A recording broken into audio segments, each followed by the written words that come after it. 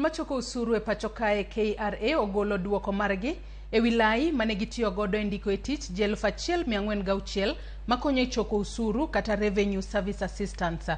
Mae timore bang' komiti mar od bura manono weche mag riwo wi oganda kamoro achiel kod pok maromre ne jo Kenya duto ndiko barua ne duol no tok weche maliekore ni KRA e kinde ndiko jogo e tich noweyo oko jopiny moko tok timonegi pim mar ich kod mag kute mag ayaki.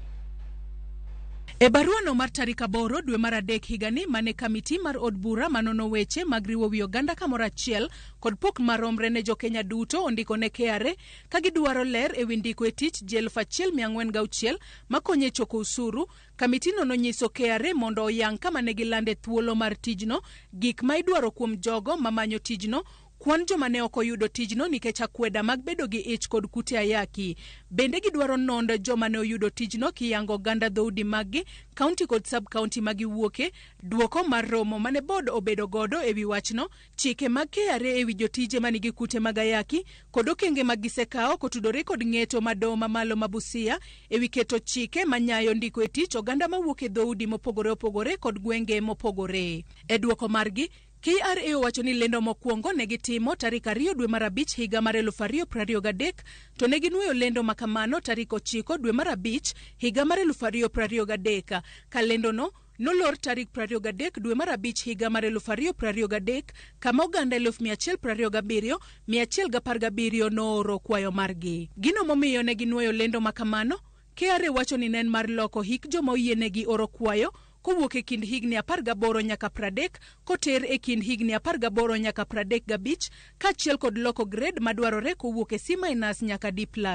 Board mar KRA wacho ni kaluwore kod tich mateka mar choko usuru ma jogo mooro kwayo mar tijno biro bedo katimo, nitiere gik mopogore mane girango moriwo ka kwayo noor kokale mbui mopuodhi mar KRA mar ndiko ji e tich ka ng'ato nigi grade kochakore D+ kadhi malo ka ng'ato nitiere kind higni 18 nyaka 35. Bende ne gidhi tiego apisasgo kuom dweche 2 e wi yore mag choko usuru mopogore opogore kod tiegruok maket kod mar jolweny mar yango chala ngima jogo ma oro kwayo margi mondo kik gibed kod masira mora mora kaka mar tho e yor tich. Nikech tiegruok maket kod mar jolweny mane idhi ket godo jogo mane oro kwayo mar bedo jokony e choko usuru, KRA wacho ni ji 133 ne owe oko kaluwore kod chal mar nonro mar thieth maggi. Kata kamano, giwacho ni duoko mar nonro mar thieth laktar ne ok oyango negi. Kaluwore kod KRA, chike magi onge akweda mora mora ne jogo manigi kute mag ayaki, makmana ni lemo mar jokony e choko usuru nigi chenro madwaro tiegruok maket kod mar jolweny machuno ng'ato bed kod fundi motegno kendo nyaka rit ngimane e kinde tiegruok.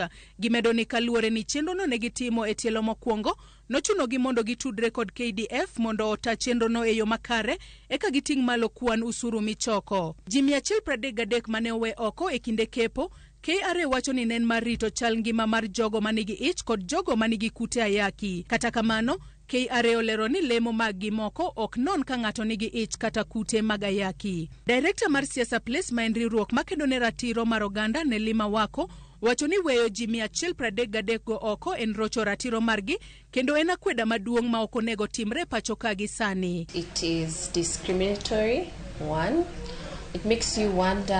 I understand that when it comes to military, they are required, and this being a paramilitary position. However, it does not mean that if someone is expectant, that they are not able to work. So it's basically a slap in the face in terms of women in the workforce. And even when we think about HIV, there are enough drugs, people live longer, they are working. It doesn't mean that you stop people from engaging in the workforce because of condition. Bende omedo ni KRA ndiko e tich thoth oganda mawuok mana e dhoudi 2 kende nyiso ni piny Kenya dok chien kar sudo mbele. It's a worrying concern because you would think that after our 2010 constitution, it pushes for the devolution, and with devolution we should be able to see access for all. We should be able to see diversity. That's what it encourages. But when you have 2 particular tribes being highlighted, it means that we have not moved forward. We have not moved past that. Doma malo norucho oko chenro mar KRA ndiko e tich jokonye choko usuru 1406 nyaka ginon wach ndiko e tich oganda mawuok e dhoudi mopogore opogore.